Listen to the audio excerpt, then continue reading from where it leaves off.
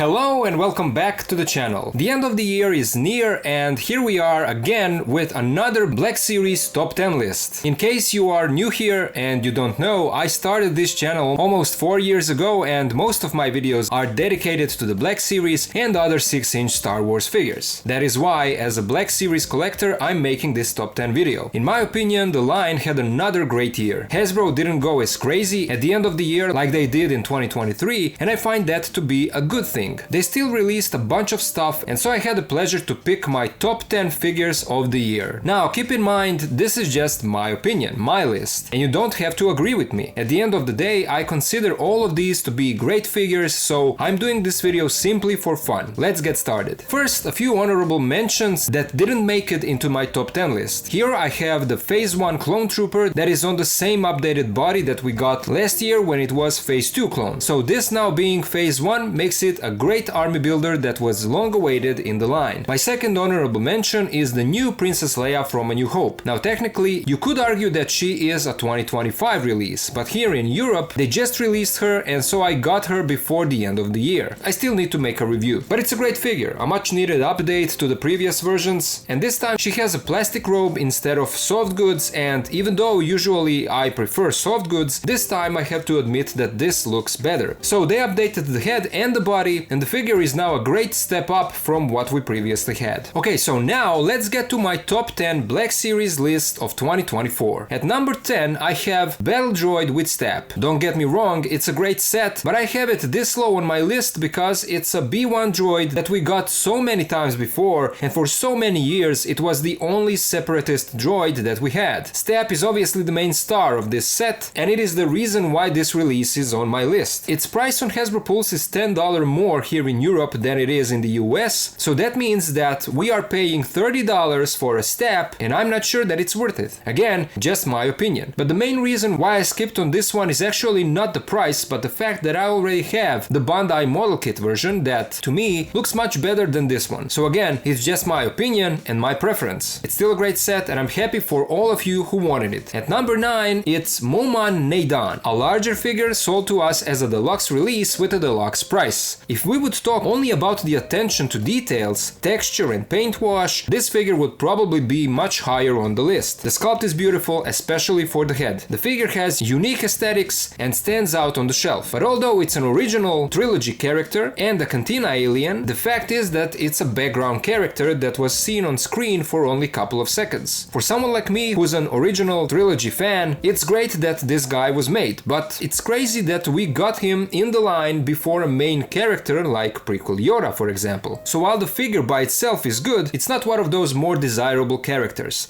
That is why I have him lower on my list. At number 8 I have another vehicle set, and it is Darth Maul with Sith Speeder. This Maul is an update that we needed over 10 years, practically since the line started. Over time we did get few different versions, but the main one, let's call him that, the one from the Phantom Menace, was good at first, but it's outdated for a while now. So it's great that Hasbro retooled the figure and gave him a better articulation. He also comes with soft goods robes that is needed in order for him to be able to sit on his Sith Speeder, which is another big part of this set. The sculpt is nice, but the paint job is not accurate to the movie. Instead, Hasbro decided to make like a throwback to the original set that was released back in the day when movie was in the theaters. You also get Maul's droid with a stand. It is a really great set, but this is another case where I want to mention the price difference between the US and Europe. In the US, this set goes for around $60, while in Europe it's 74 euros. That's a huge difference. Nevertheless, I would still get it if I wanted it, but I have two SHF Mauls and that figure is still the best 6-inch representation of this character. That is the main reason why I skipped on this Black Series set. At number 7, it's another figure that I skipped, and it's Pirate Captain Brutus from the Skeleton Crew. I am fully aware of the hype surrounding this figure, and I have to admit that it does look really good. I mean, a mean-looking wolfman in a Star Wars universe, what's not to love about it? And it's not that I don't love it. I do. I also enjoyed the show so far. But after the Acolyte that, let's just say, wasn't for me, I kind of decided to pull back on the figures from Disney Star Wars shows. I took a step back and reminded myself on the time when I was collecting only figures from the movies. Shows like like Clone Wars and first two Mandalorian seasons made me to step away from that idea, but then I got carried away, I guess. This is practically the year when I became aware that I don't want and don't need everything. I started to pick and choose a bit more. So those are my main reasons why I skipped on this figure, which again looks fantastic. The head is beautifully sculpted, the face is expressive, and there are a lot of all kinds of nicely made details all over this figure. On top of that, it comes with a nice selection of pistol blasters, and it's great to see that sometimes Hasbro is capable of giving us more accessories in this line. At number 6, I have Ahsoka Tano, Peridea version, also known as Ahsoka the White. Out of the two live-action versions that we got so far, this is the better one. They've updated the head sculpt, and so even though the first one looks good, this new one looks even better. The face is beautiful, they fixed the skin tone that, to me, looks more accurate. They didn't reuse the body, but resculpted most of it, and they even changed the knee joints that a lot of people didn't like on the first one. New Ahsoka would be higher on my list if a soft goods poncho was included, but Hasbro decided to treat us the same way as they did with the previous release. It's not that they can't include a soft goods poncho in a standard release. We saw it with Mando Luke and with recent Baylan and Shin re-releases. They can do it, they just chose not to. If they re-release Ahsoka with the poncho, which they probably will, I won't be buying the same figure again just for that. I will probably make a poncho myself or buy a custom one online. But even without the poncho, this new Ahsoka is really good. At number 5, I have Ki-Adi-Mundi, a figure that we waited for a long time to finally be released. It's another case of completely new sculpt as far as I know, and it's another member of the Jedi Council from the prequels. Hasbro really did a great job on this guy. The sculpt is fantastic and the articulation is also really good. The only thing missing here is the paint, or at least a little bit of wash that would bring out those sculpted details. But I like this figure, it's great to add another prequel Jedi to the line, especially when it's someone who we saw both in the movies and in the Clone Wars. At number 4 is Master Yoda, from a 2-pack with Clone Commander Gree. This little figure exceeded my expectations. I didn't expect it to be as posable as it turned out to be. They did reuse Yoda body that came in Dagobah Luke set, but they made a new soft goods robe and also two fantastic head sculpts, a neutral one and an angry one for action poses. They also gave him his walking stick, ignited and unignited lightsaber, and on top of all that, they've included his Jedi Council chair, the first one in the line. All of that makes this a fantastic release, and the only downside is that it came in a 2-pack with another clone figure that is not what collectors would want to see. If Yoda was a standard release, or if they gave us the version of Gree from the movie, this set would probably be number 1 on my list. And now we are at the final top 3 releases of the year. At number 3 I have B2 Super Battle Droid. I am aware that there are a lot of collectors out there that have this figure as the figure of the year, and I don't blame them. This is a fantastic figure, an amazing army builder, a figure that we were asking for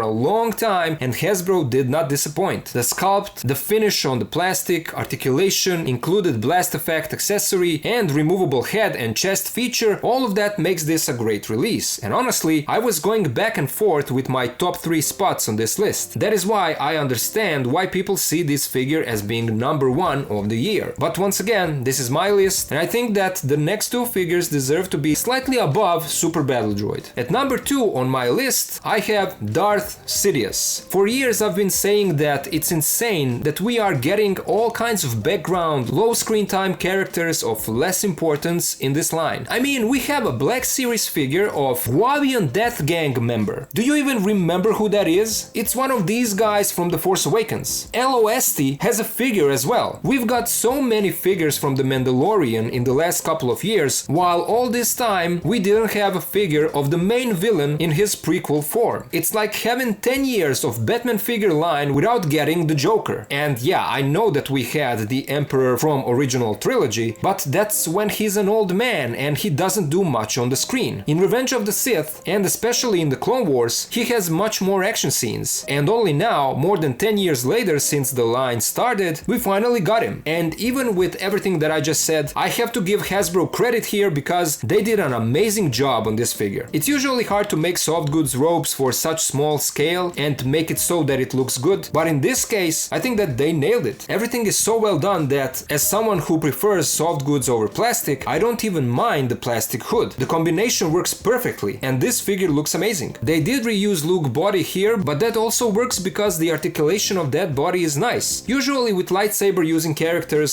Hasbro gives us only a lightsaber as an accessory, but here they also included alternate lightning shooting hands. And that was a huge surprise, completely unexpected because it's a standard release and not a deluxe one. So because this is a main character that we were missing in the line, and because it turned out so good with soft goods and came with those alternate hands, because of all that I have Darth Sidious almost as the #1 figure on my list. But there is another one. And so, as my Black Series figure of 2024, I have Droidika Destroyer Droid. This was a deluxe release, but in this case I feel like that's deserving. It is a bigger figure, an army builder, and same as Super Battle Droid, expands the Separatist ranks in the line. But what sets this figure apart and makes it #1 for me is the design and engineering. This is not an easy figure to make. There are so many small technical details all over the place, and also there is an overwhelming amount of articulation points here, uncharacteristic for this line. You can mess around with this figure for some time and later discover one more point of articulation that at first you didn't even know that it was there. There are tubes connected to the arms and working pistons for dynamic firing poses. You can crouch this guy down or bend the spine backwards and make it taller. You can convert it almost into a ball so that it looks like it's in its rolling mode that we saw in the movies and TV shows. Surprisingly, you can get a lot of expressiveness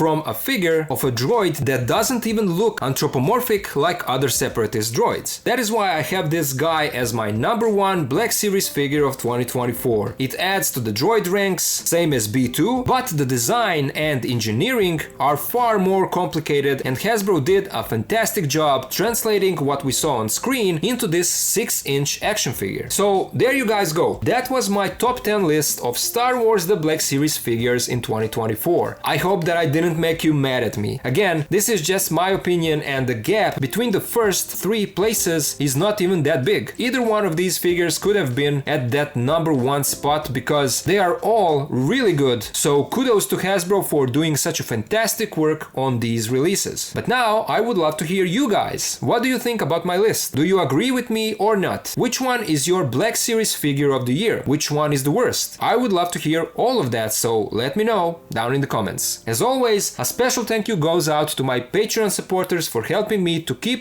making my videos. Everything earned on Patreon goes into the channel's content, so my link will be in the description in case you can join and help. If not, that's also okay. You are still helping by watching and sharing my videos. So thank you all for watching, thank you for being here with me, and I'll see ya in the next video.